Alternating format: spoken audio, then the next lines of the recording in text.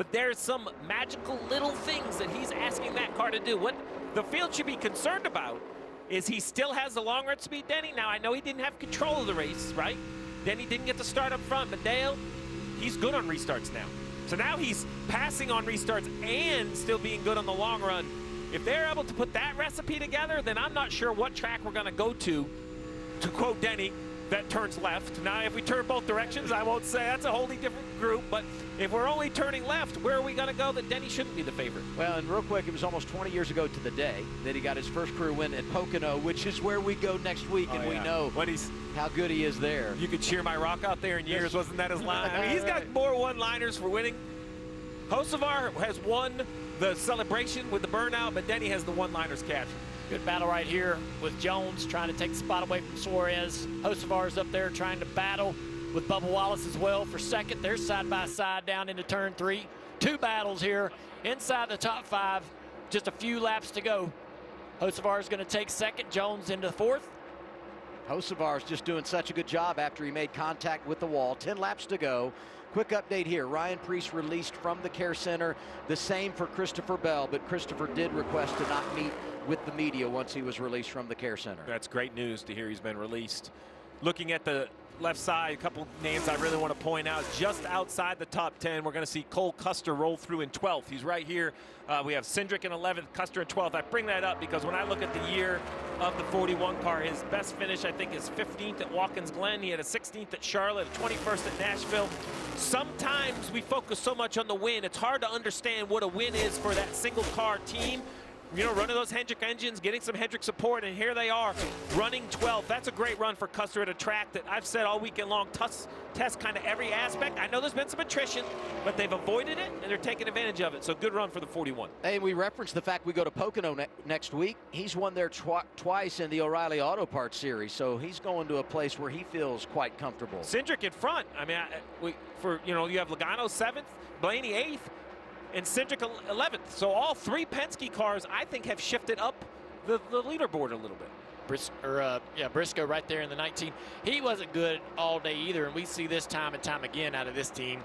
If they're struggling in stage 1, stage 2, and they're really nowhere near the top 10, they find a way to be able to get these, they grind it out. Briscoe is a grinder. He goes after it on restarts. The day is never over behind the wheel of this 19 car, and he finds a way to soldier on into a top 10 or a top 15 finish. Larson's grabbed a few spots by Blaney and Logano to move up to 6th late in this run. He's going after the 7 of Suarez for 5th. A little bit of a movement there. This car's a handful for Larson, but he's still digging. Larson's done a really good job of keeping himself in the game. When you talk about the chase standings and that top 5 threshold you need to be in once we get to the chase if you're going to have a chance to win a title. Contact there. Larson slides up in front of Suarez, and they touch. That's right. That had to be exciting from behind the wheel of the 5 car. And Hamlin, with the advantage he has, says, please, I do not need a caution right now. Jones has gotten by Wallace for 3rd place. A little bit of a battle possibly shaping up between Jones and Hocevar.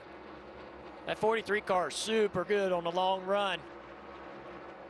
Yeah, Jimmy Johnson and his whole organization should be really pleased because this has not been a fluky run for the 43, not a strategy type run, just run after run after run of being one of the better cars on the racetrack.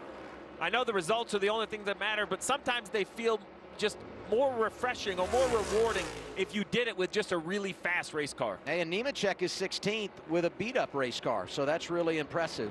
We're coming to 5 laps to go. Hamlin out front, enormous advantage as Jones now goes for 2nd around Hocevar. With ease in that 43. Yeah, we need 90-lap fuel runs for this 43, and this guy might be the best car in the racetrack. It seems like the longer we run, although the 11, I guess he's in a different, this is like split class finish to this race.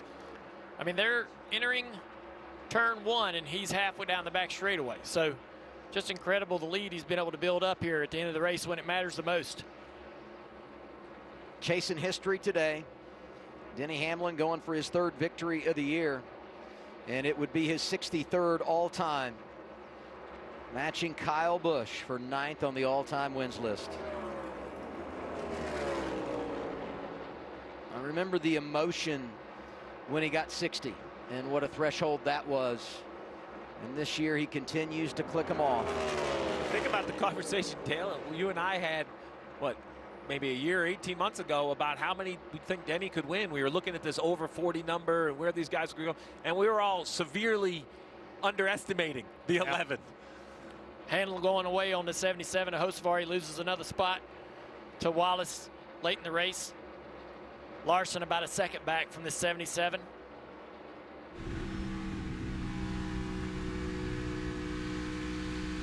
Three laps to go for Hamlin. We give a nod to his teammate Chase Briscoe in the top 10 and looking for his first top 10 finish here.